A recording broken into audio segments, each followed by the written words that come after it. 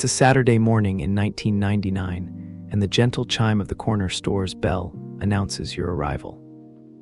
The morning light filters through dusty windows as you approach the card rack, its metal slots filled with colorful packs promising hidden treasures. Your fingers trace the metallic wrapper of a fresh pack of Pokémon cards, feeling the raised edges of the cards within.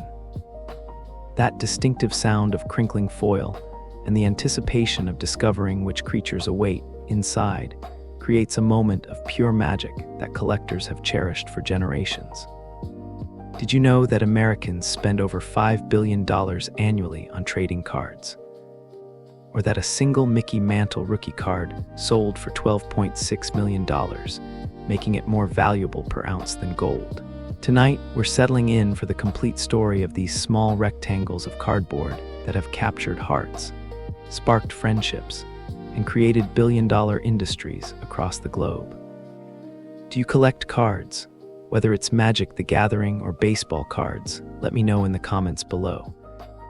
Now let's begin our deep dive and shuffle through the fascinating history, artistry, and enduring appeal of trading cards together. Chapter 1: Ancient Ancestors and Cigarette Dreams. Long before Pokémon cards or baseball rookies, the concept of collectible cards emerged from the tobacco fields of 19th century America. Picture the dimly lit parlors of the 1870s, where gentlemen would carefully extract small, colorful cards from their cigarette packs. These weren't toys or games, they were sophisticated marketing tools that would accidentally create an entire industry. Tobacco companies faced a practical problem. Their hand-rolled cigarettes were fragile and needed protection during shipping. The solution was simple yet revolutionary: insert small pieces of cardboard to reinforce the packaging. But some brilliant marketer realized these protective cards could serve a dual purpose. Why not print something interesting on them? The first tobacco cards featured everything from flowers and birds to famous actresses and military heroes. Allen and Ginter, one of the pioneering companies, produced sets featuring the world's champions in 1888, showcasing athletes, performers, and notable figures from around the globe. These cards were beautifully illustrated, often featuring chromolithographic printing that made them small works of art. Collectors emerged almost immediately. Children and adults alike began seeking complete sets, trading duplicates, and carefully preserving their favorites. The tobacco companies noticed this unexpected enthusiasm and began deliberately designing cards to encourage collecting. They created numbered series, rare variations, and special premium sets that required multiple purchases to complete. The artwork on these early cards was extraordinary. Skilled illustrators created detailed portraits and scenes that captured the essence of their subjects. The printing quality was often superior to contemporary books and magazines, making these cards some of the finest examples of commercial art from their era. Many featured gold leaf accents, embossed details, and intricate border designs that elevated them far above mere promotional materials. Trade cards, advertising cards given away by various businesses, appeared alongside tobacco cards.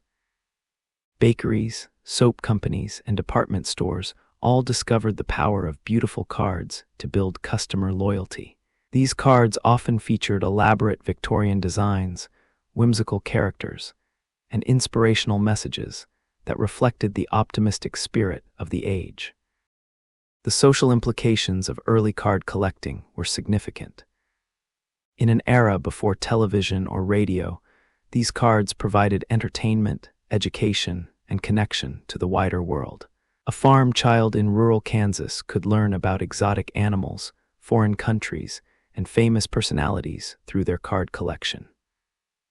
Parents often approved of card collecting as an educational activity that encouraged reading and organization skills. By the 1890s, card collecting had become so popular that specialized albums were produced to house collections. These albums, often leather-bound with gold stamping, treated cards as serious collectibles worthy of proper preservation.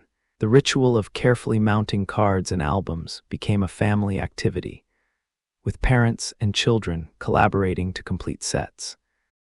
The decline of tobacco cards came with changing social attitudes towards smoking and the rise of new entertainment options. But their legacy was profound. They had established the template for all future trading cards. Attractive artwork, collectible series, the thrill of the hunt, and the social bonds formed through trading and collecting. Chapter 2: Baseball's Paper Heroes. The marriage between baseball and trading cards began in the 1880s, but it truly blossomed in the early 20th century, creating what many consider the golden age of card collecting. Imagine the excitement of a young boy in 1909, carefully peeling open a pack of sweet Caporal cigarettes to reveal a Titwo 106 Honus Wagner card, not knowing he held what would become the most famous trading card in history. The Titwo 106 set, produced between 1909 and 1911, represented a quantum leap in card quality and popularity. These cards featured beautiful color portraits of baseball players against vibrant backgrounds, printed with a quality that rivaled fine art reproductions. The tobacco companies had learned that attractive cards drove sales, and they spared no expense in creating sets that collectors would treasure. Baseball cards filled a unique cultural role in early 20th century America. Baseball was becoming the national pastime, and cards allowed fans to carry their heroes in their pockets. Children would memorize player statistics printed on card backs, trade duplicates to complete team sets, and use cards to play elaborate games that mimicked real baseball strategy. The 1933 Gaudy set marked a turning point in card design and marketing. These cards were specifically created for children, featuring cartoon-like artwork and bright colors that appealed to young collectors. More importantly, Gaudy deliberately short-printed certain cards to create artificial scarcity, introducing the concept of chase cards that would drive collectors to purchase more packs. Topps Chewing Gum Company revolutionized the industry in 1951 with their first major baseball set. These cards established design conventions that persist today. Player photos on the front, statistics and biography on the back, and inclusion of both stars and role players to create comprehensive team rosters. The addition of bubblegum made packs more appealing to children and created the iconic experience of unwrapping a pack to discover both cards and a sweet treat. The 1952 Topps set is widely considered the most beautiful baseball card set ever produced. The large format, 2x3 3/4, allowed for dramatic photography and creative layouts that made each card feel like a miniature poster. The Mickey Mantle rookie card from this set has become the holy grail of baseball card collecting, representing both the peak of mid-century design and the beginning of Mantle's legendary career. Baseball cards served as cultural ambassadors, introducing children to players from different backgrounds and regions. In an era of segregation, cards featuring Negro League players and the first black major leaguers helped normalize diversity in sports. Cards featuring players like Jackie Robinson and Satchel Paige carried significance far beyond their cardboard boundaries. The ritual of collecting baseball cards became a rite of passage for American children. Bike rides to the corner store, the careful selection of packs based on superstitions and hunches, the ceremonial opening with friends gathered around, these experiences created shared memories that bonded generations of collectors. Card shops became community centers where knowledge was shared, deals were struck, and friendships were forged over common interests. The statistics and information on card backs served as portable baseball encyclopedias. Before the internet, these small print nuggets were how many fans learned player histories, career highlights, and interesting trivia. Card backs educated collectors about baseball strategy, team histories, and the human stories behind the statistics. By the 1970s and 1980s, baseball cards had become serious collectibles with price guides, grading services, and investment potential. What began as simple promotional items had evolved into a sophisticated market that reflected both nostalgia for childhood and genuine appreciation for baseball history. The cards had transcended their original purpose to become cultural artifacts that captured the evolution of America's favorite pastime. Chapter 3: The Cardboard Revolution. The 1970s witnessed an explosion of creativity in the trading card world, as companies realized that cards didn't need to feature only athletes. The success of the 1977 Star Wars trading cards opened floodgates to a universe of entertainment-based sets that would reshape the entire industry. Picture walking into a convenience store in 1978 and finding cards featuring everything from Star Trek to Charlie's Angels, each pack promising glimpses into beloved fictional worlds. The Star Wars phenomenon demonstrated that cards could successfully capture the magic of movies and television. Topps secured the license before the film's release, not knowing they were creating what would become one of the most successful non-sports card series ever. The cards featured stunning still photographs from the movie, behind-the-scenes shots, and artistic interpretations of scenes that hadn't made it to theaters. For many children, these cards provided their first extended look at the Star Wars universe beyond the theater experience. Television tie-in cards followed quickly. Sets based on popular shows like The $6 Million Man, Wonder Woman, and Battlestar Galactica brought small-screen heroes into collectors' hands. These cards often included episode guides, character biographies, and exclusive photographs that couldn't be found anywhere else. They served as portable fan clubs, allowing devotees to carry their favorite shows wherever they went. The artwork on entertainment cards pushed creative boundaries. While early sports cards relied primarily on photography, entertainment cards embraced painted artwork, comic book-style illustrations, and innovative graphic design. Artists like Jack Davis and Norm Saunders created memorable card series that were as much about the artistic interpretation as the source material. Horror cards emerged as a surprisingly popular subset, with series like Mars Attacks and Dinosaurs Attack featuring gruesome artwork that delighted young collectors while horrifying parents. These cards walked a fine line between entertainment and shock value, creating underground followings that persist today. The controversial nature of some sets only increased their appeal among collectors seeking something different from mainstream offerings. Comic book cards bridged the gap between entertainment and literature. Marvel and DC Comics trading cards introduced many children to characters and storylines they might not have encountered otherwise. These cards often featured original artwork created specifically for the card series, making them unique collectibles that complemented the comic books themselves. The production quality of entertainment cards often exceeded that of sports cards.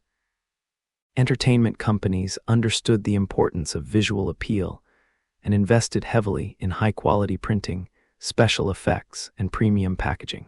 Holographic cards, die-cut shapes, and scratch-off elements became common features that enhanced the collecting experience. Educational cards disguised learning as entertainment. Sets covering everything from dinosaurs and space exploration to world history and geography used the appeal of card collecting to teach children about complex subjects. Parents approved of these purchases, seeing them as educational investments that happened to be fun. The social dynamics of entertainment card collecting differed from sports cards. While sports cards often focused on statistics and performance, entertainment cards emphasized storytelling and shared cultural experiences. Trading sessions became opportunities to discuss favorite movies, debate character motivations, and share knowledge about beloved fictional universes. Card companies began experimenting with multimedia approaches, creating cards that tied into records, books, and other merchandise. The 1978 Superman movie cards included a vinyl record featuring John Williams' score, while some TV-based sets included stickers, posters, and other premium items that enhanced the collecting experience. By the 1980s, entertainment cards had proven that almost any popular culture phenomenon could be successfully translated into collectible cards. This realization would lead to an explosion of licensed properties and specialty sets that continues today, proving that the appeal of trading cards extends far beyond the boundaries of traditional sports collecting. Chapter 4: Monsters, Magic, and New Worlds. The 1990s brought a seismic shift to the trading card world with the introduction of trading card games, forever changing how people interacted with their cardboard collections. On a quiet summer evening in 1993, Richard Garfield was putting the finishing touches on a revolutionary concept that would transform cards from passive collectibles into active gaming tools. Magic. The Gathering was about to change everything. Picture the scene at gaming conventions in the early 1990s. Tables surrounded by intense players, cards spread in careful arrangements, dice rolling to determine the fate of mythical creatures and powerful spells. Magic. The Gathering introduced the concept that cards could be both collectible and functional, creating a game where deck construction was as important as gameplay strategy. The genius of Magic lay in its randomized packaging. Unlike traditional board games where every copy contained identical components, Magic boosters contained random assortments of cards. This meant that building a competitive deck required purchasing multiple packs, trading with other players, or buying individual cards from secondary markets. The game had successfully gamified the collecting experience. The artwork on Magic cards elevated fantasy illustration to new heights. Artists like Rebecca Guay, Kev Walker, and John Avon created stunning paintings that depicted entire worlds of magic and wonder. Each card told a visual story, from the terrifying demons of black mana to the serene angels of white. The art wasn't just decoration, it was integral to the game's immersive experience. The complexity of Magic's rules created a deep, strategic experience that could satisfy both casual players and competitive minds. The game's mechanics, mana, creatures, spells, and abilities created infinite combinations and strategies. Players could express their personalities through deck construction, choosing cards that reflected their preferred play style and aesthetic preferences. Gaming stores became community hubs where Magic players gathered for tournaments, casual games, and trading sessions. These venues fostered social connections that often extended far beyond gaming. Friday Night Magic became a weekly ritual for thousands of players, creating a reliable social structure that many participants valued as much as the game itself. The success of Magic inspired a wave of competing trading card games. Star Trek, Star Wars, and countless other properties launched TCGs hoping to capture some of Magic's lightning. While most failed to achieve lasting success, they contributed to a rich ecosystem of game design innovation and gave players diverse options for their gaming entertainment. Pokémon's arrival in America in 1998 brought trading card games to a massive new audience. While Magic appealed primarily to teenagers and adults, Pokémon captured the imagination of elementary school children with its colorful artwork, simple rules, and connection to the popular video games and television show. The social dynamics were different playground trading sessions, lunchtime battles, and the constant quest to catch 'em all. The Pokémon trading card game created a cultural phenomenon that extended far beyond gaming. Children who had never shown interest in cards suddenly became passionate collectors and players. The cards served as social currency in schools, with rare cards conferring status and trading skills becoming valuable social abilities. Yu-Gi-Oh! Emerged in the early 2000s as another major player in the TCG space, bringing anime-style artwork and fast-paced gameplay to a global audience. The game's connection to the popular manga and anime series created a multimedia experience, where cards, cartoons, and video games reinforced each other in a carefully orchestrated marketing ecosystem. The competitive scene for trading card games developed sophisticated tournament structures with professional players, substantial prize pools, and international championships. Games like Magic created career paths for skilled players, similar to professional sports or esports. The mental skills required strategic thinking, resource management, and psychological insight attracted intellectually gifted players who found deep satisfaction in competitive play. Digital adaptations of trading card games began appearing in the 2000s, allowing players to experience their favorite games online. While digital versions offered convenience and automated rule enforcement, they couldn't fully replicate the tactile pleasure and social atmosphere of physical card games. Many players maintained both physical and digital collections, using each format for different types of gaming experiences. Chapter 5: The Art Behind the Cards.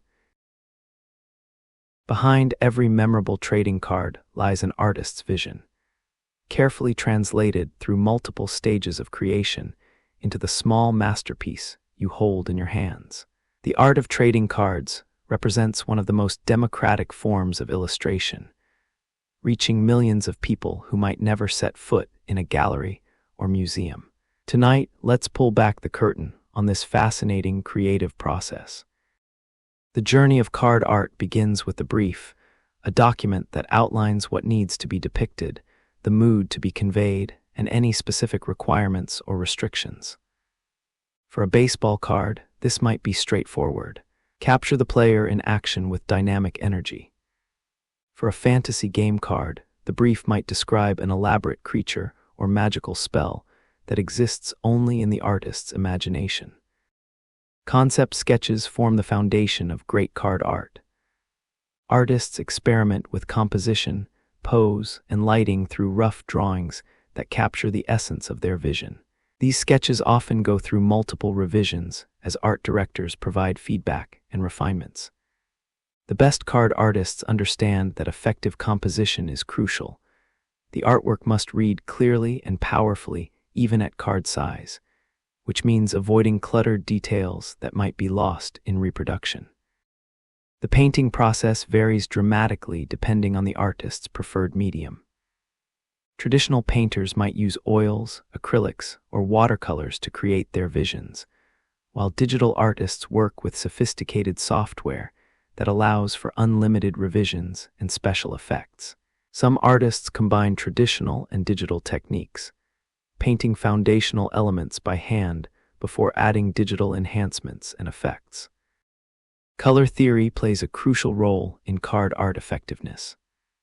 Artists must consider how their colors will reproduce in the printing process, how the card will look under various lighting conditions, and how the artwork will interact with text and border elements. Successful card artists develop an intuitive understanding of how to make their work pop on the card format. The printing process itself is a careful balance between artistic vision and commercial reality. High-end cards might feature multiple printing passes, special inks, and premium paper stocks that allow for faithful color reproduction. Budget sets must work within tighter constraints, requiring artists to create images that remain effective even with simplified color palettes and standard printing techniques. Special printing effects have become increasingly important in modern card design. Holographic foils, embossed elements, and metallic inks create visual impact that goes beyond traditional artwork. Artists must consider how these effects will interact with their compositions, sometimes designing specifically around the placement of foil elements or textural enhancements. Some artists have become legends within the trading card world, developing distinctive styles that collectors actively seek. Names like Boris Vallejo, Julie Bell, and Alex Ross command premium prices for their original paintings, and cards featuring their artwork often become highly collectible regardless of the subject matter. These artists understand that card art isn't just illustration. It's storytelling compressed into a small, powerful format. The collaborative nature of card art creation involves multiple professionals working together. Art directors guide the overall visual direction of sets. Graphic designers integrate artwork with text and border elements, and production specialists ensure that artistic visions translate effectively to the printed product. This teamwork is essential for creating cohesive sets that maintain visual consistency across hundreds of individual cards. Photography-based cards present their own artistic challenges. Sports photographers must capture peak action moments that tell stories about athletic achievement and human determination. Entertainment photographers work with lighting, poses, and backgrounds to create images that capture the essence of characters and performers. Even documentary-style photography requires artistic decisions about framing, timing, and emotional impact. The digital revolution has democratized card art creation while raising quality standards. Artists can now create and revise artwork more quickly than ever before, but they compete in a global marketplace where exceptional skill and unique vision are essential for success. The best modern card artists combine technical proficiency with deep understanding of the collecting community's aesthetic preferences. Original card art has become a collectible market in its own right. Paintings created for famous cards often sell for thousands of dollars to collectors who want to own the source of their favorite cardboard treasures. Art galleries now feature exhibitions of trading card artwork, recognizing these pieces as legitimate commercial art worthy of serious consideration. Chapter 6: Rarity, Holofoils, and Chase Cards. The gentle rustle of a foil wrapper being carefully opened, the soft whisper of cards being shuffled through searching fingers, the sudden intake of breath when light catches that telltale shimmer of a holographic card. These are the sounds of the chase, the pursuit of rarity that drives much of modern card collecting. Understanding rarity systems is like learning the secret language of the hobby, where terms like short print, parallel, and insert carry specific meanings that can make the difference between disappointment and euphoria. Card rarity began as a simple concept. Some cards were printed in smaller quantities than others, making them harder to find and more valuable to collectors. Early tobacco cards sometimes featured accidental variations, different colored backgrounds, or printing errors that collectors noticed and began seeking. These unintentional rarities taught manufacturers that scarcity could drive demand and increase the excitement of pack opening. The modern rarity system evolved into a sophisticated hierarchy designed to create multiple levels of collecting satisfaction. Base cards form the foundation of any set, printed in quantities that ensure most collectors can obtain complete sets without excessive purchasing. These cards often feature the most popular subjects and highest production values, serving as the visual showcase for the entire set. Insert cards represent the first level of artificial scarcity, typically appearing in a specific ratio of packs. A 1/24 insert means that, on average, one card will appear in every 24 packs opened. These ratios create mathematical frameworks that help collectors understand the investment required to obtain specific cards. Seasoned collectors develop intuitive understanding of these odds, calculating expected costs for completing insert sets. Parallel cards take the scarcity concept further by creating multiple versions of the same card with different visual treatments.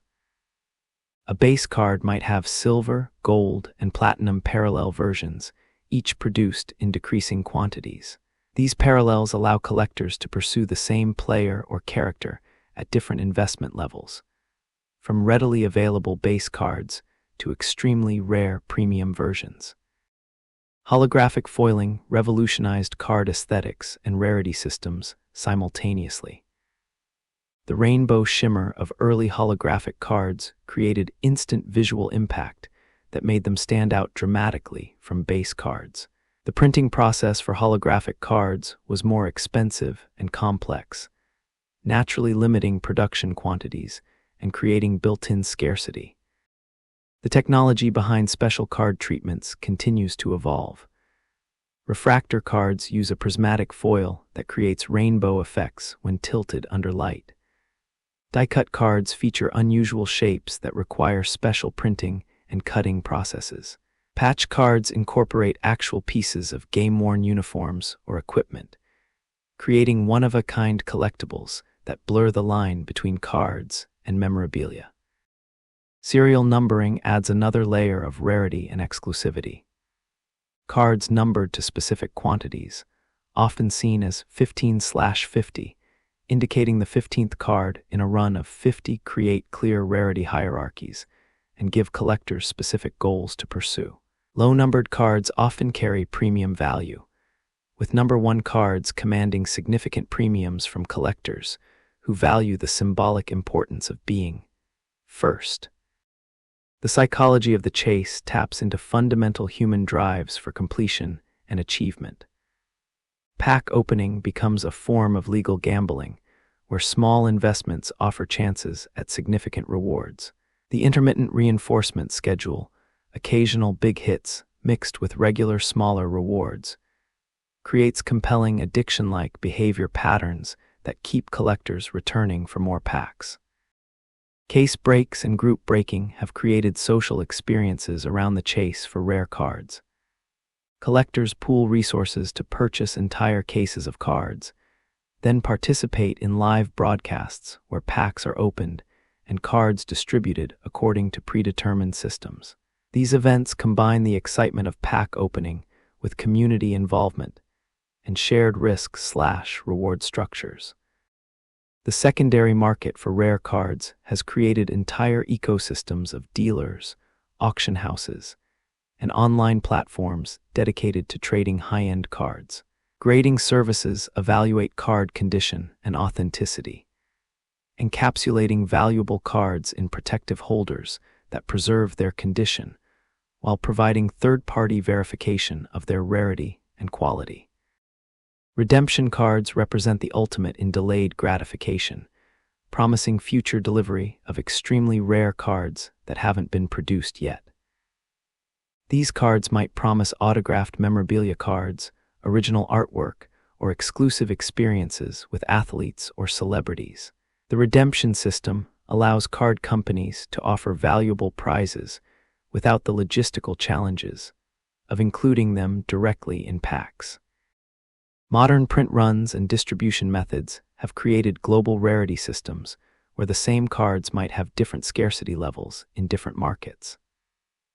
Japanese exclusive cards might be readily available in Tokyo, but extremely rare in American collections, creating international trading networks and arbitrage opportunities for savvy collectors. Chapter 7: Pack Opening Rituals. There's something almost sacred about the moment just before opening a fresh pack of trading cards. The anticipation builds as you hold the unopened pack, feeling the weight of possibility in your hands. Will this be the pack that contains that elusive chase card, the game-changing rookie, the holographic treasure that makes your collection complete? These moments of suspended possibility represent one of the purest forms of hope and excitement in the collecting world. The ritual of pack opening has evolved into a deeply personal practice for most collectors. Some approach it with scientific precision, carefully noting pack weight, examining corner wear, or feeling for texture variations that might indicate special cards within. Others prefer intuitive selection, trusting hunches, lucky numbers, or mysterious vibrations to guide their choices. These superstitions might seem silly to outsiders, but they add layers of personal investment and storytelling to the collecting experience. The physical act of opening varies dramatically among collectors. Some prefer the quick tear that immediately reveals contents, while others savor the slow, methodical process of carefully peeling back each sealed edge. Many collectors have developed signature techniques, always opening from the same corner, using specific fingernail positions, or following particular sequences that feel lucky or significant. The moment of revelation, that first glimpse of cards as the pack opens, creates a rush of emotions that combines Christmas morning excitement with lottery ticket anticipation. Experienced collectors can often identify significant cards immediately by artwork glimpses, foil patterns, or printing characteristics visible before the full card is revealed. This split-second recognition, followed by confirmation, creates intense satisfaction when valuable cards are discovered.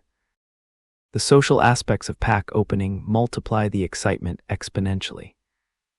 Group opening sessions, whether among friends, family members, or online communities, create shared experiences that bond participants through collective anticipation and celebration. The joy of witnessing someone else's great pull often matches the excitement of personal discoveries, fostering supportive communities where individual successes become group celebrations. Card shops have traditionally served as theaters for pack opening drama. The sound of packs being opened, the excited exclamations when good cards are pulled, and the sympathetic groans when packs disappoint create atmospheres of shared passion. Knowledgeable shop owners often serve as guides, helping newer collectors understand what they've found and celebrating significant discoveries with appropriate enthusiasm. The psychology of pack opening taps into fundamental human drives for discovery and acquisition. The variable reward schedule, occasional significant hits, mixed with regular smaller rewards, creates compelling engagement patterns that keep collectors returning for more. Each pack represents a small investment with the potential for disproportionate returns, making pack opening a socially acceptable form of controlled gambling. Technology has transformed pack opening experiences through online platforms, mobile apps, and digital card games. Virtual pack opening provides many of the same psychological rewards as physical packs, while offering convenience, global accessibility, and integration with digital gameplay systems. However, many collectors maintain that digital opening lacks the tactile satisfaction and social atmosphere of physical pack opening. The documenting of pack opening has become an art form in itself. Collectors photograph their hits, maintain detailed logs of pulls versus investment, and share their experiences through social media and specialized forums. YouTube pack opening videos have created entire entertainment genres, where viewers vicariously experience the excitement of opening packs they might not be able to afford themselves. Live streaming has added real-time social elements to pack opening, where viewers can participate in the excitement through chat interactions, predictions, and shared celebrations. Professional streamers have built careers around pack opening entertainment, combining product knowledge, personality, and genuine enthusiasm to create compelling viewing experiences. The economics of pack opening create complex risk/reward calculations that sophisticated collectors analyze like investment portfolios. Understanding odds, calculating expected values, and managing budgets becomes part of the hobby's intellectual challenge. Some collectors develop spreadsheets tracking their opening results, seeking patterns or strategies that might improve their success rates. Group breaks represent evolved forms of pack opening that distribute risk while maintaining excitement. Participants purchase spots in case breaks, receiving cards from their selected teams, players, or categories. These events combine pack opening excitement with social interaction and shared investment, creating community experiences around what might otherwise be solitary activities. The environmental impact of pack opening has created interesting secondary markets for packaging materials. Empty boxes, wrapper designs, and promotional materials develop their own collectible value. Some collectors maintain complete documentation of their collecting journeys, preserving not just the cards, but also the packaging and context of their discoveries. Chapter 8: Communities and Card Shops. Step into a local card shop on any Saturday afternoon, and you'll discover something magical happening. The soft flutter of cards being shuffled mingles with animated conversations about last night's game, while young collectors peer intently at display cases filled with treasures just beyond their allowance reach. These spaces represent more than retail stores. They're community centers where strangers become friends over shared passions. Knowledge flows freely between generations, and the love of collecting creates bonds that often last lifetimes. The local card shop occupies a unique position in retail culture. Unlike chain stores with corporate atmospheres, card shops reflect the personalities of their owners and regular customers. Display cases showcase the owner's personal collection alongside inventory, creating museum-like environments where exceptional cards receive the reverence they deserve. Many shops feature signed photographs, vintage advertisements, and historical displays that celebrate the hobby's rich heritage. Behind every successful card shop stands an owner who serves multiple roles: retailer, educator, counselor, and community organizer. These individuals possess encyclopedic knowledge about product lines, market values, and collecting strategies.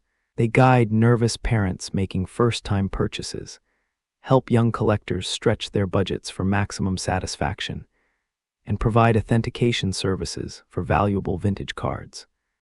The social dynamics within card shops create fascinating micro-communities.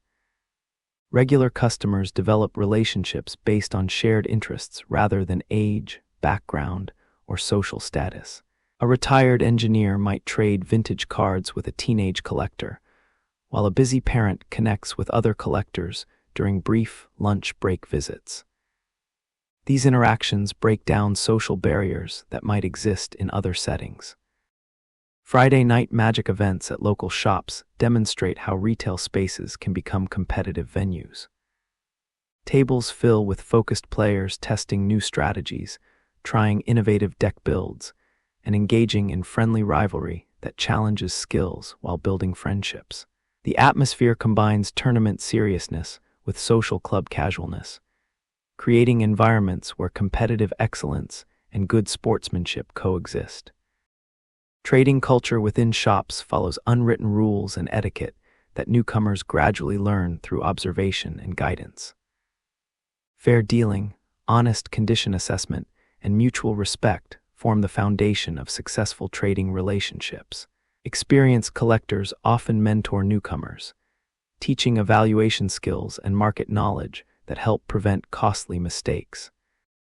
The educational role of card shops extends far beyond product knowledge. These venues teach young people valuable life skills: negotiation, evaluation, financial planning, and social interaction. Children learn to research values, assess condition, and communicate clearly about their wants and needs. These skills translate directly to real-world situations throughout their lives.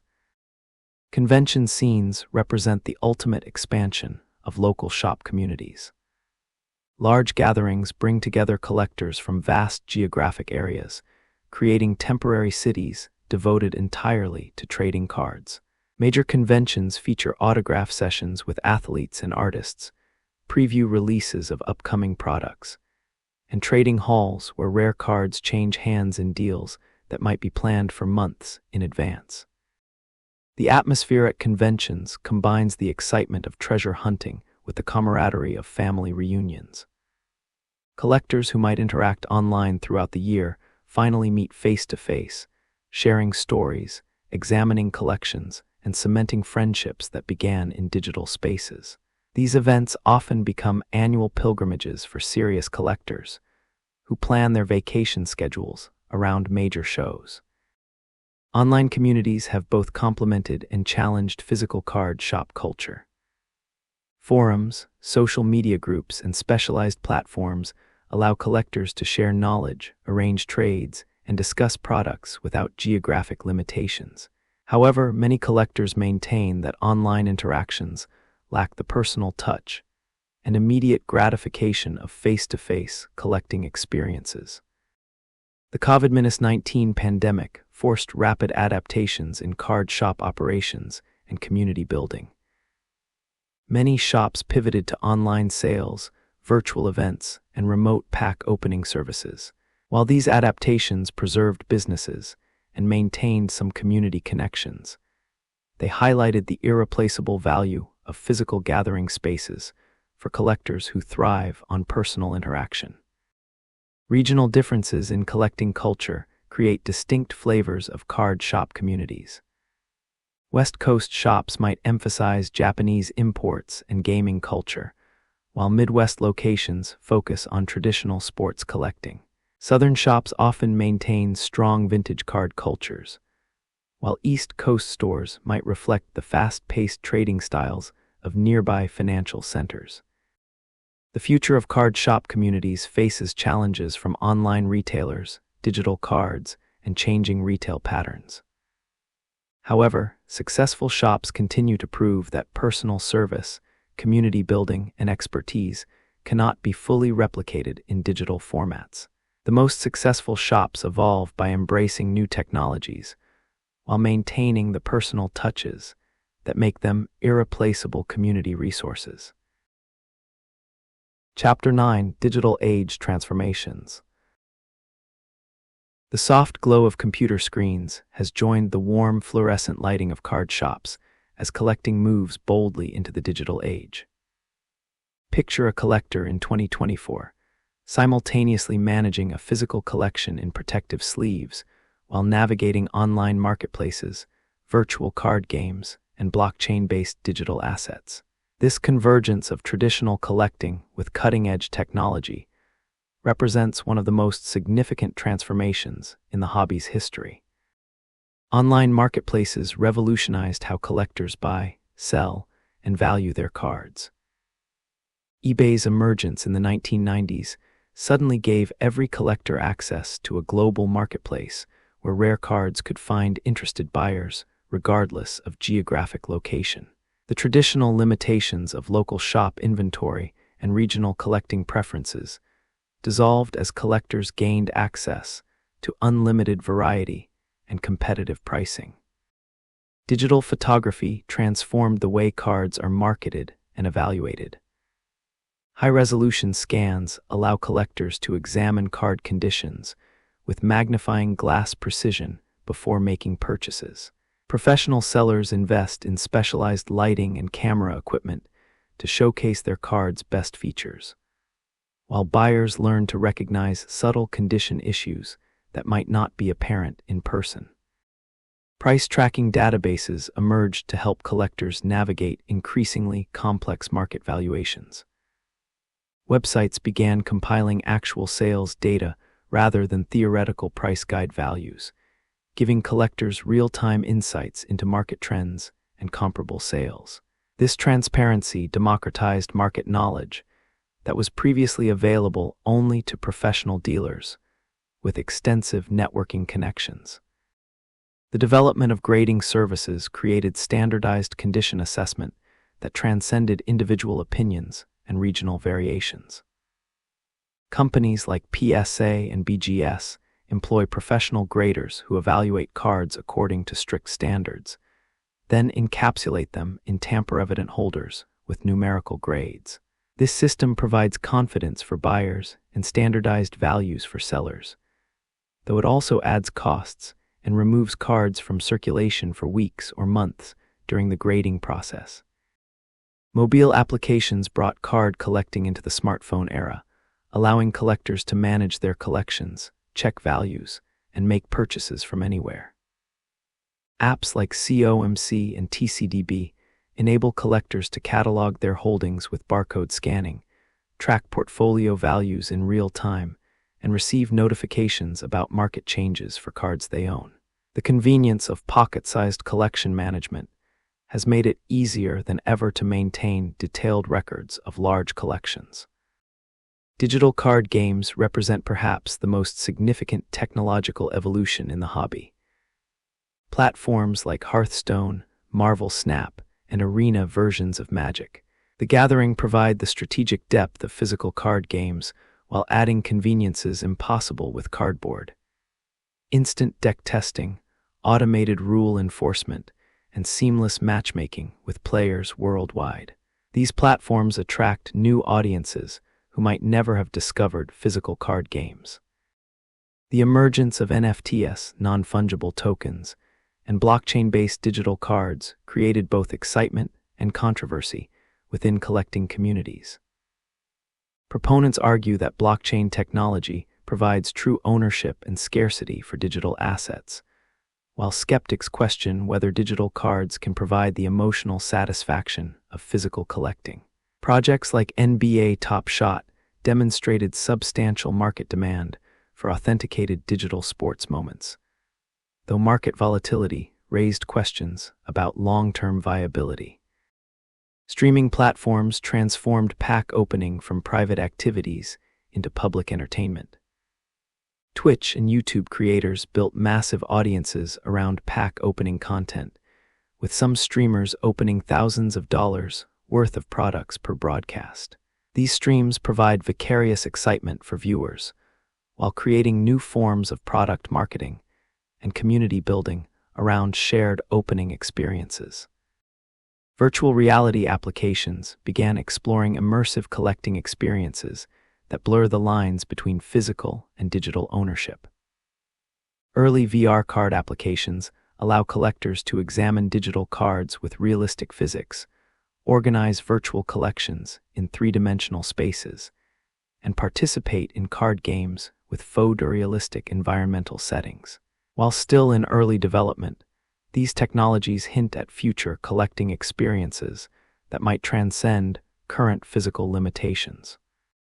Social media platforms became essential tools for collection sharing, community building, and market intelligence.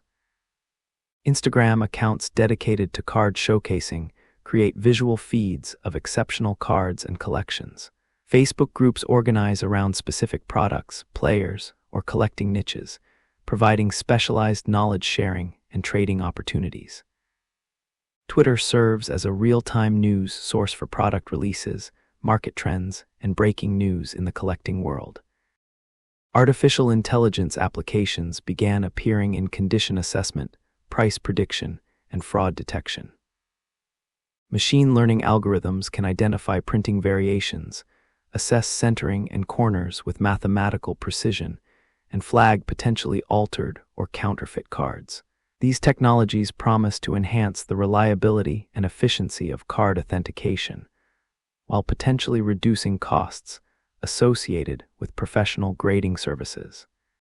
The integration of augmented reality features into physical cards creates hybrid collecting experiences. Some modern cards include QR codes or NFC chips that unlock digital content when scanned with smartphones. These features might provide video highlights, player statistics, or interactive experiences that enhance the physical card's value and entertainment potential. Online portfolio management tools allow serious collectors to treat their cards like investment assets. Platforms provide detailed analytics on collection performance, diversification recommendations, and market trend analysis. Some collectors now approach card purchasing with sophisticated financial strategies, using data analytics to identify undervalued cards or emerging market trends. The democratization of market information through digital platforms has leveled playing fields between casual collectors and professional dealers. Price transparency, condition guides, and authentication resources provide all collectors with tools previously available only to industry insiders. This shift has empowered individual collectors while challenging traditional dealer profit margins. Chapter 10: Investment Gold or Childhood Memory. The transformation of trading cards from childhood entertainment into serious investment vehicles represents one of the most fascinating developments in modern collecting culture. Picture two collectors examining the same 1986 Fleer Michael Jordan rookie card. One sees a gateway to basketball nostalgia and childhood memories, while the other views it as a tangible asset that has outperformed many stock market investments over the past decade. This duality creates ongoing tension between emotional and financial motivations that defines much of today's collecting landscape. The investment potential of trading cards became undeniable when high-profile sales began making headlines. A 1952 Topps Mickey Mantle selling for $12.6 million, a 1998 Pokémon Pikachu Illustrator card reaching $5.3 million, or a 2003 LeBron James rookie fetching $5.2 million. These sales figures attracted attention from traditional investors looking for alternative assets with appreciation potential. Financial advisors began including trading cards in alternative investment portfolios alongside art, wine, and precious metals. The reasoning was compelling. Certain cards had demonstrated consistent appreciation over decades. They provided portfolio diversification beyond traditional securities, and they offered tangible assets during periods of market volatility.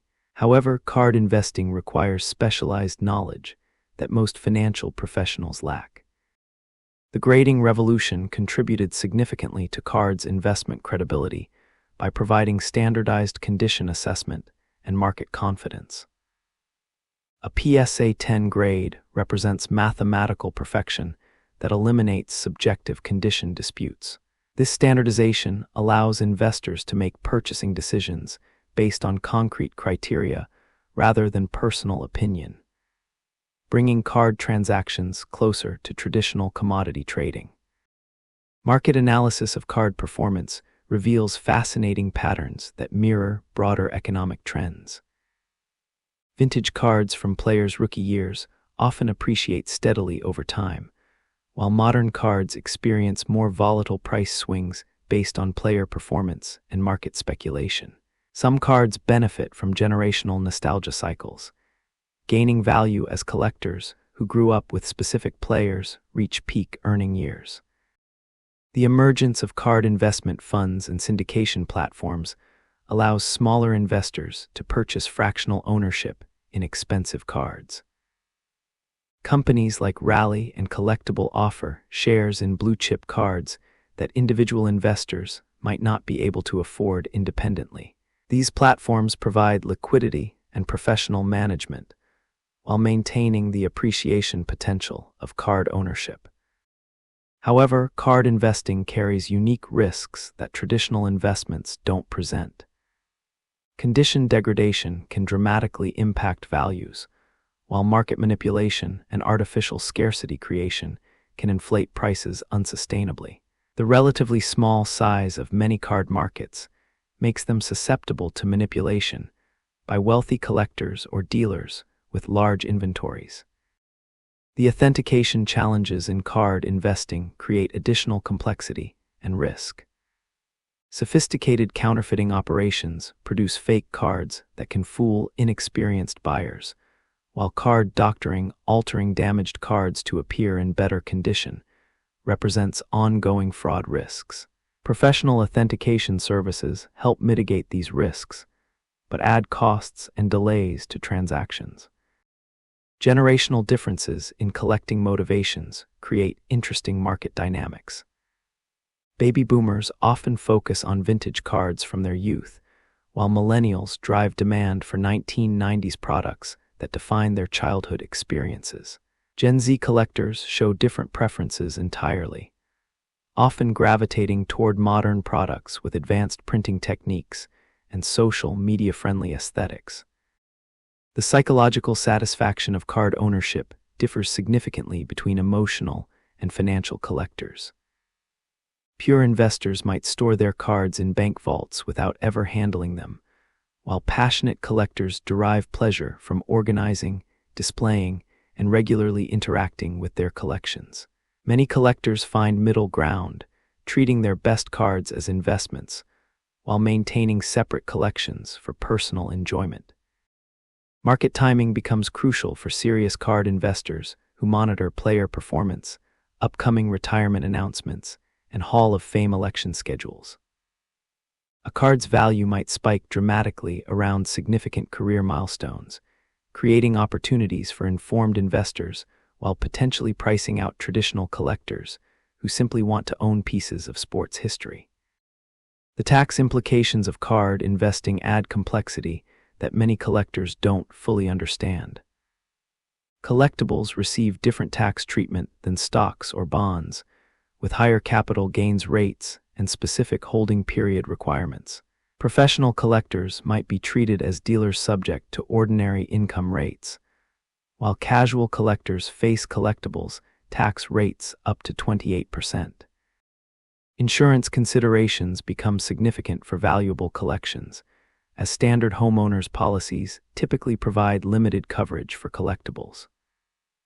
Specialized collectibles insurance requires professional appraisals and detailed documentation, adding costs and administrative burden to serious collecting activities. The psychological pressure of treating childhood treasures as financial assets can diminish collecting enjoyment for some enthusiasts. When every card purchase becomes an investment decision requiring research and analysis, the simple pleasure of collecting for personal satisfaction might be lost. Many collectors struggle to balance financial considerations with emotional motivations. Market corrections in card values periodically remind investors that all collectibles markets experience volatility.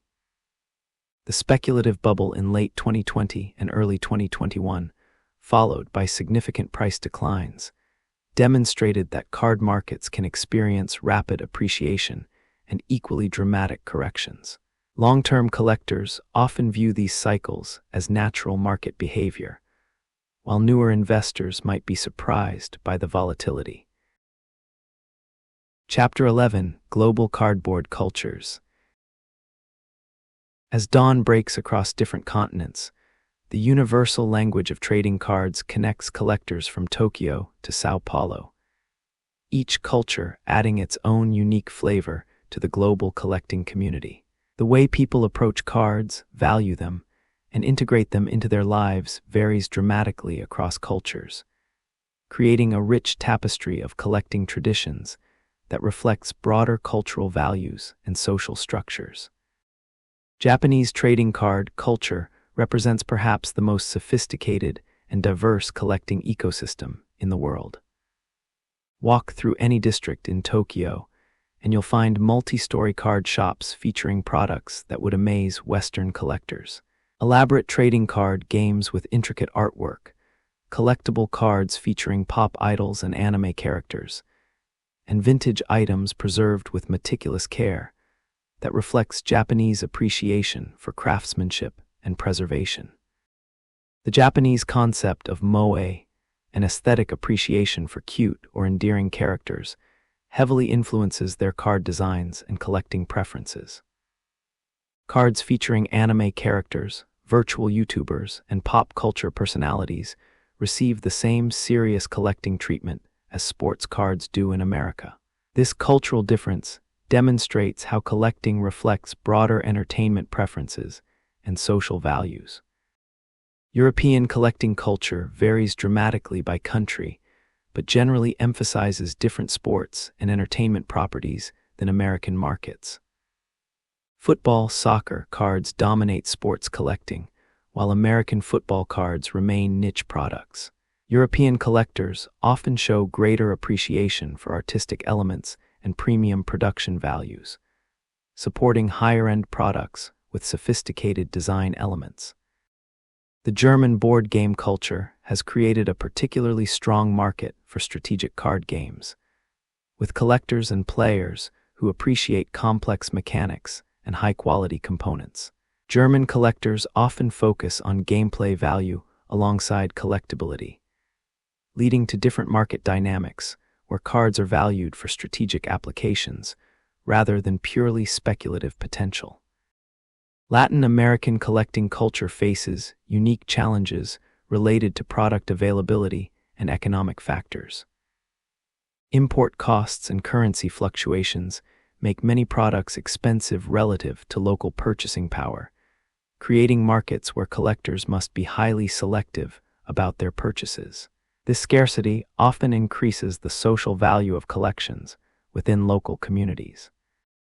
The concept of guanxi, relationship networks, influences Chinese collecting culture, where personal connections often facilitate access to rare cards and exclusive products.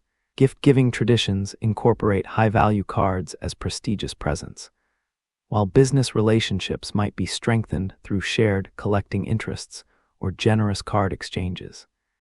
Korean collecting culture has been heavily influenced by the country's entertainment industry, with K-pop idol cards and merchandise creating massive collecting communities. The integration of physical cards with digital fan experiences creates unique hybrid collecting models that blur traditional boundaries between physical and virtual collecting.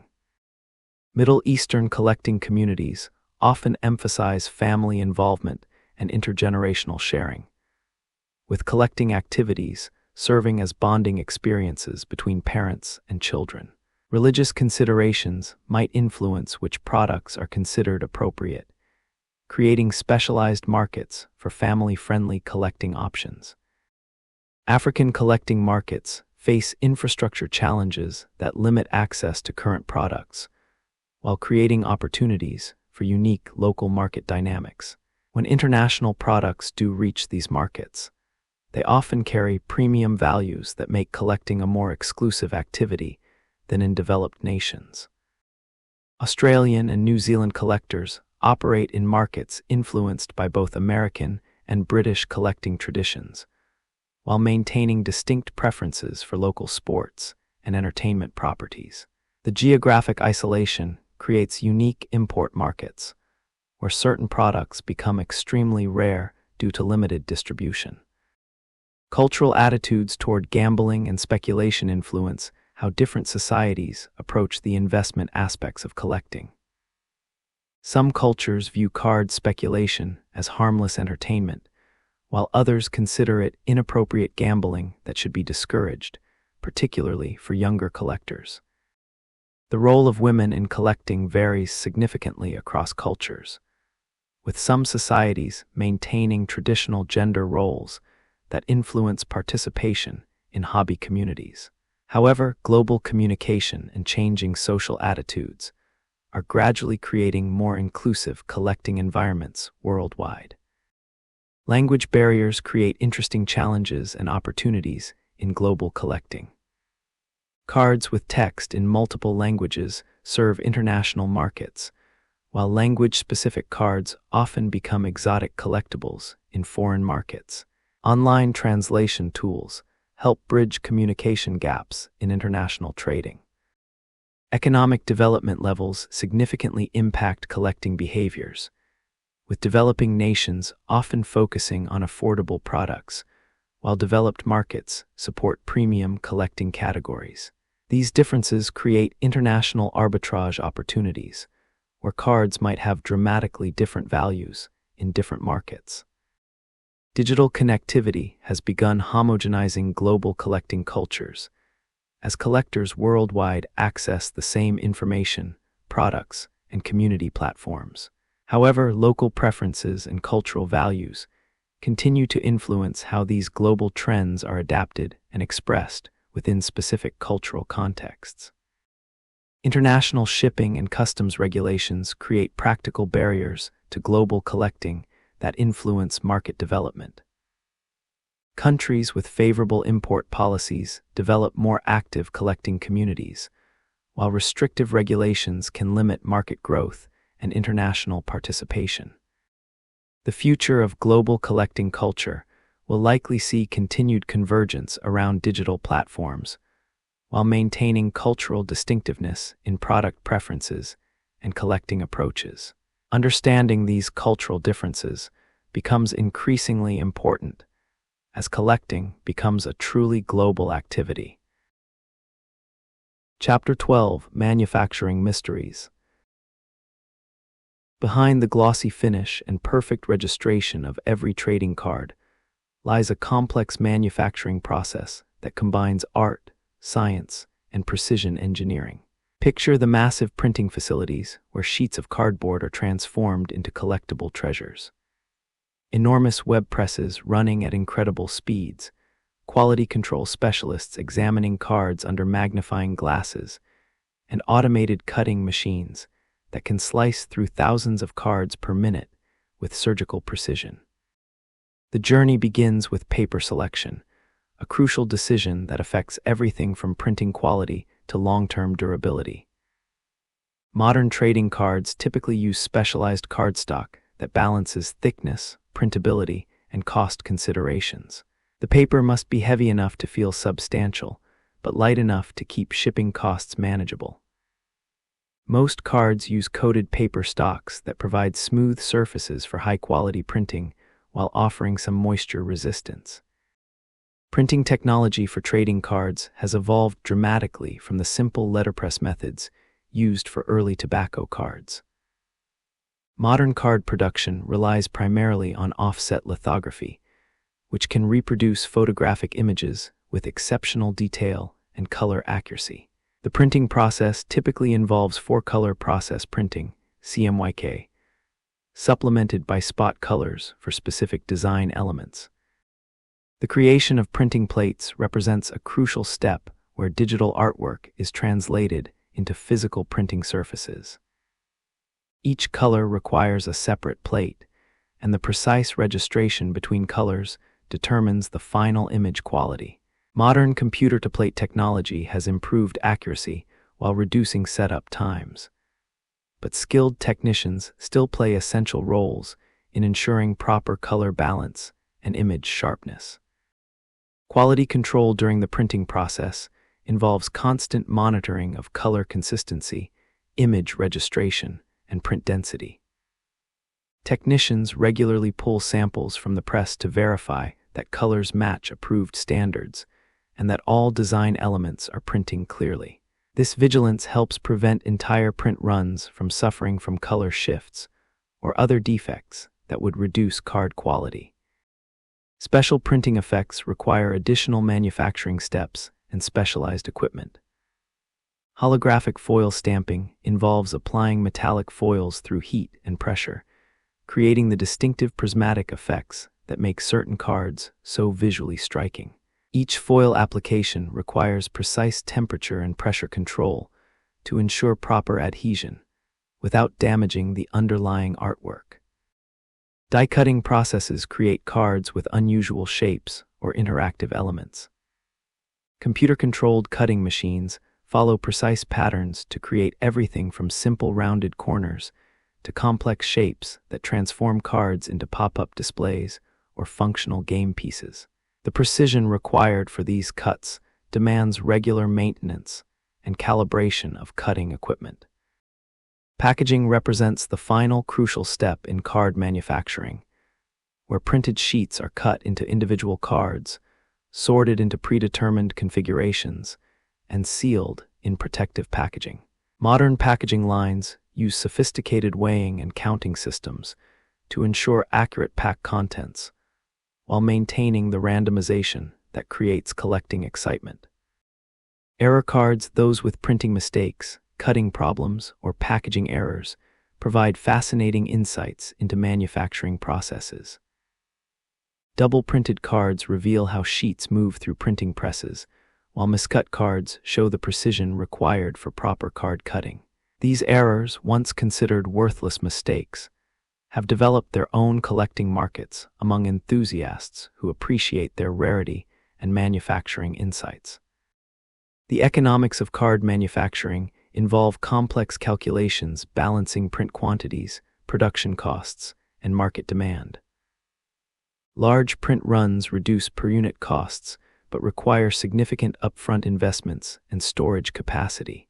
Smaller runs maintain scarcity, but increase manufacturing costs, requiring careful market analysis to determine optimal production quantities. International manufacturing has become common as card companies seek cost advantages and specialized capabilities. However, long shipping times and quality control challenges require careful coordination between design teams and overseas manufacturing facilities.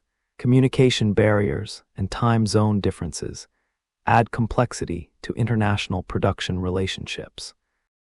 Environmental considerations increasingly influence manufacturing decisions as companies respond to sustainability concerns.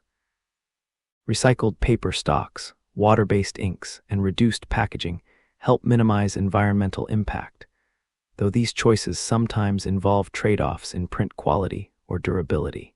Some companies now offer biodegradable packaging options for environmentally conscious consumers. Digital printing technology offers new possibilities for small-run productions and customized cards. While traditional offset printing remains more cost-effective for large quantities, digital printing allows for personalized cards, test market products, and specialty items that wouldn't be economically viable with conventional printing methods. The security aspects of card manufacturing have become increasingly important as counterfeiting threats have grown. Legitimate manufacturers incorporate security features like specialized papers, proprietary inks, and authentication markings that are difficult for counterfeiters to replicate. These security measures protect both manufacturers and collectors from fraud. Quality assurance testing involves subjecting cards to various stress tests that simulate real-world handling and storage conditions. Cards might be exposed to temperature cycling, humidity changes, and mechanical stress to ensure they maintain their appearance and integrity over time. These tests help manufacturers improve their materials and processes. The future of card manufacturing will likely incorporate more automation, environmental sustainability, and advanced security features. Emerging technologies like RFID chips, blockchain authentication, and augmented reality integration require new manufacturing capabilities that blend traditional printing with electronic components. Chapter 13: The Great Collections. In climate-controlled rooms around the world, behind locked doors and sophisticated security systems, lie collections that represent the pinnacle of trading card accumulation. These aren't merely assortments of cards, they're carefully curated archives of cultural history, assembled over decades by individuals whose passion, resources, and patience have created treasure troves that museums would envy. Tonight, let's explore some of the most remarkable collections ever assembled and the fascinating individuals who created them. The legendary collection of Jefferson Burdick stands as perhaps the most important accumulation of early trading cards ever assembled. Working as an electrical engineer in Syracuse, New York, Burdick spent over 40 years methodically acquiring examples of virtually every card series produced in America from the 1880s through the 1940s. His systematic approach and meticulous record-keeping created not just a collection, but a comprehensive historical archive that preserved entire categories of cards that might otherwise have been lost to time. Burdick's donation of over 300,000 cards to the Metropolitan Museum of Art in New York transformed trading cards from commercial ephemera into legitimate cultural artifacts worthy of museum preservation. His detailed cataloging system, known as the American Card Catalog, remains the standard reference for vintage card identification and classification. The Burdick collection demonstrates how individual passion can preserve cultural history for future generations. Contemporary collectors like Gary Vaynerchuk have brought new perspectives to high-end collecting by combining traditional appreciation with modern investment strategies and social media engagement. Vaynerchuk's collection focuses on condition-sensitive vintage cards and modern rookies of superstar athletes, approaching collecting with the same analytical mindset he applies to business ventures. His public sharing of collection highlights through social media has introduced trading cards to entirely new audiences. The anonymous collector known as PWCC Vault has assembled what many consider the finest condition collection of vintage cards ever accumulated. This collection emphasizes PSA and BGS graded cards in the highest possible conditions, with many representing the finest known examples of their types. The collection's value likely exceeds $100 million, making it one of the most valuable private collections of any type of collectible. Institutional collections at places like the Baseball Hall of Fame and the Smithsonian Institution preserve cards as historical documents rather than financial assets. These collections often include one-of-a-kind promotional materials, original artwork, and prototype cards that provide unique insights into the development of card design and marketing. Museum collections serve educational purposes while preserving materials that private collectors might not have access to. Japanese collectors have created some of the world's most comprehensive Pokémon and anime card collections, often focusing on complete runs of promotional cards, tournament prizes, and cultural variants that never reached international markets. These collections require deep knowledge of Japanese release patterns and access to domestic markets that can make acquisition extremely challenging for foreign collectors. Corporate collections maintained by card manufacturers themselves often include the most complete runs of their own products, along with original artwork, printing proofs, and design materials that document the creative process. Topps, Panini, and other major manufacturers maintain archives that serve both historical preservation and practical business purposes for future product development. Estate collections periodically surface when longtime collectors pass away, sometimes revealing accumulations that remained hidden for decades.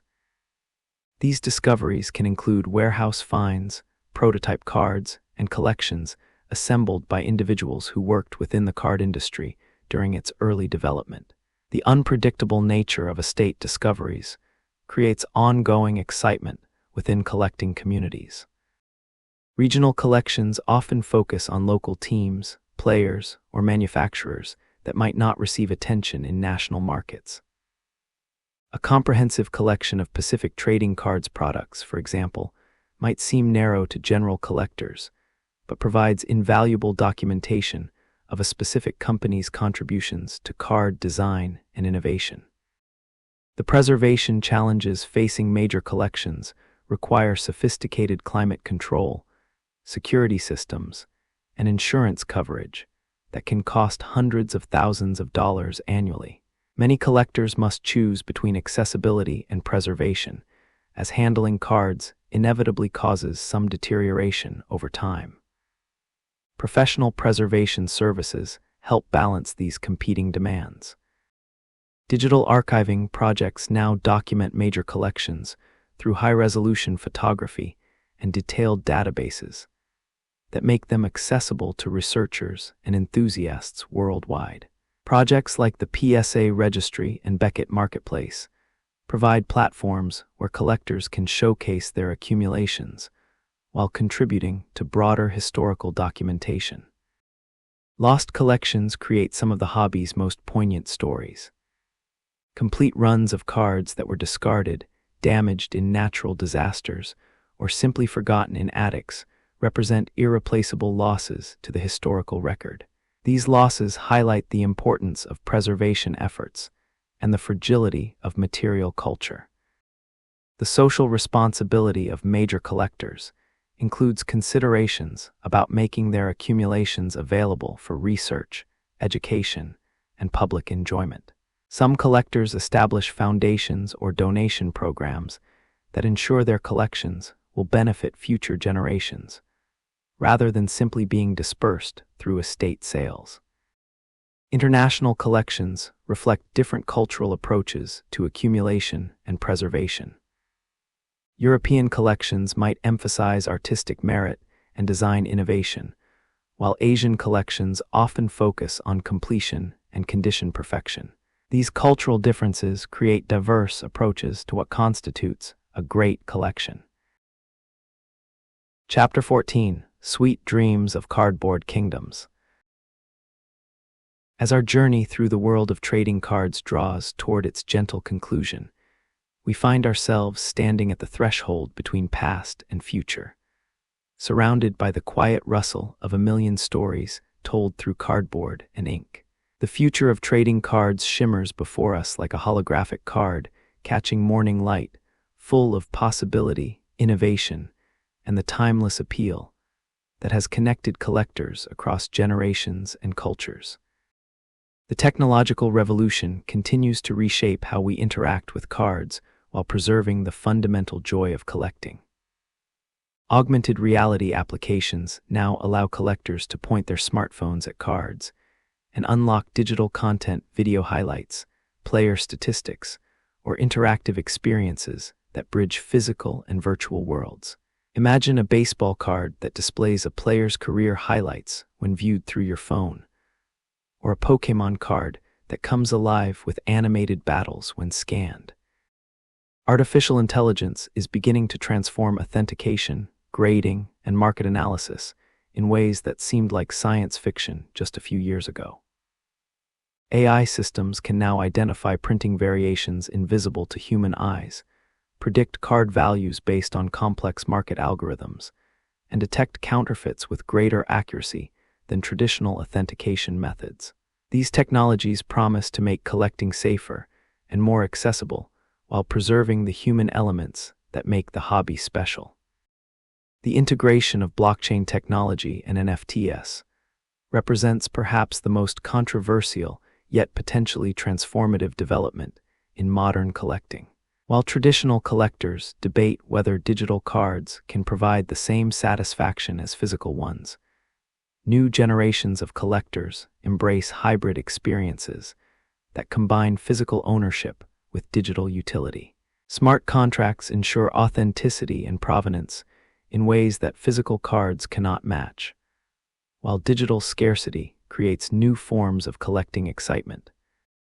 Environmental consciousness is reshaping manufacturing and packaging decisions as both companies and collectors become more aware of sustainability issues. Biodegradable packaging, recycled cardstock, and carbon-neutral shipping options reflect growing environmental awareness. Some companies experiment with plantable cards embedded with seeds, creating collecting experiences that literally grow into something beautiful after opening. The globalization of collecting continues to accelerate as digital platforms connect collectors worldwide and eliminate geographic barriers to trading. A collector in rural Montana can now easily trade with someone in urban Japan, accessing products and knowledge that would have been impossible to obtain just decades ago. This global connectivity creates opportunities for cultural exchange while preserving local collecting traditions. Educational applications of trading cards are expanding beyond traditional sports and entertainment into science, history, and technology. Cards featuring scientific discoveries, historical events, or coding concepts make learning interactive and collectible. These educational cards often appeal to parents and teachers who appreciate their pedagogical value while maintaining the engagement that makes collecting fun. The demographic evolution of collecting shows interesting trends as digital natives bring different expectations and preferences to the hobby. Younger collectors often prioritize social media shareability, innovative design elements, and integration with digital platforms. However, they also show surprising appreciation for vintage aesthetics and traditional collecting approaches, suggesting that fundamental appeals transcend generational differences. Personalization technology enables custom card creation that was previously impossible. Collectors can now create cards featuring their own photos, achievements, or fictional characters. While mass-produced cards maintain their special appeal, personalized cards serve memorial purposes, celebrate personal milestones, and allow creative expression within traditional card formats. The investment aspects of collecting continue to evolve as financial institutions develop more sophisticated approaches to alternative assets. Card investment funds, insurance products, and valuation services make high-end collecting more accessible while potentially changing the fundamental nature of collecting communities. The challenge lies in preserving the hobby's soul while embracing its financial potential. Mental health awareness is creating new appreciation for collecting's therapeutic benefits. The mindfulness of organizing cards, the social connections formed through shared interests, and the goal setting involved in completing sets provide psychological benefits that researchers are beginning to document scientifically. Collecting offers stress relief, social connection, and sense of accomplishment that contribute to overall well-being. The preservation of card history becomes increasingly important as early collectors age and their knowledge risks being lost. Oral history projects, digital archives, and documentation efforts help preserve the stories and expertise that give meaning to collections beyond their monetary value. These preservation efforts ensure that future collectors will understand not just what cards exist, but why they matter. Innovation in game mechanics continues to push the boundaries of what cards can do and be. Cards with embedded technology, augmented reality integration, and blockchain connectivity create possibilities that early card designers could never have imagined. Yet the most successful innovations preserve the tactile satisfaction and social interaction that make physical cards irreplaceable. As we've wandered together through this extensive exploration of trading cards, we've discovered that these simple rectangles of cardboard represent far more than their humble materials might suggest. From the tobacco fields of the 19th century to the digital marketplaces of today, trading cards have served as mirrors reflecting our cultural values, technological capabilities, and fundamental human desires for connection, achievement, and wonder. The future of trading cards stretches before us like an unopened pack, full of potential and mystery. New technologies will undoubtedly change how cards are made, distributed, and experienced, but the core appeals that have sustained collecting for over a century seem destined to endure. The thrill of discovery, the satisfaction of completion, the pleasure of sharing treasures with fellow enthusiasts.